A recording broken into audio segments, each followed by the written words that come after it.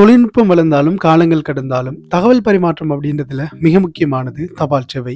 அப்படிப்பட்ட தபால் சேவையின் வரலாற்றைத்தான் சுருக்கமா பார்க்க போறோம். உண்மையிலே இலங்கையின் தபால் சேவை அப்படின்னு சொல்லப்படக்கூடியது டச்சுக்கள் காலப்பகுதியிலே 1798ஆம் ஆண்டே ஆரம்பிக்கப்பட்டது. அந்த காலப்பகுதியில் காணப்பட்ட தபால் சேவை அப்படின்னு சொல்றது பொதுமக்கள் பயன்பாட்டுக்காக இருக்கல, அரசு தேவைகளுக்காக மட்டுமே பயன்படுத்தப்பட்டுச்சு.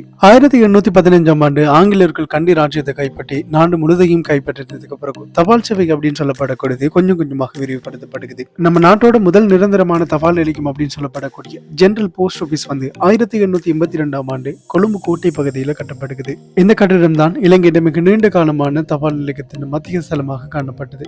இப்படிப்பட்ட தபால் சேவையின் இன்னைக்கு வரைக்கும் நம்ம மக்கள் நினைச்சு கொண்டிருக்கக்கூடிய ஒரு மிக முக்கியமான தகவல் என்னன்னா, இலங்கையின் முதல் தபால் நிலையம் அப்படின்னு சொல்லப்படக்கூடியது இன்னைக்கும் சுற்றுலா பயணிகளை கவரக்கூடிய அந்த அழகான நுவரெலியா தபால் நிலையம் அப்படின்னு சொல்லப்படுதான். ஆனா இந்த நுவரெலியா தபால் நிலையம் அப்படின்றது 1894ஆம் ஆண்டு தான் கட்டப்பட்டுச்சு. இந்த தபால் நிலையம் டியூட்டர் கட்டடக்கலைக்கு ஒரு சிறந்த உதாரணமாக விளங்குது. ஆசியாவிலேயே முதலாவதாக மெயில் கோச் அப்படின்னு சொல்லப்படக்கூடிய குதிரை வண்டி தபால் சேவையினை ஆரம்பிச்சது இலங்கை தான்.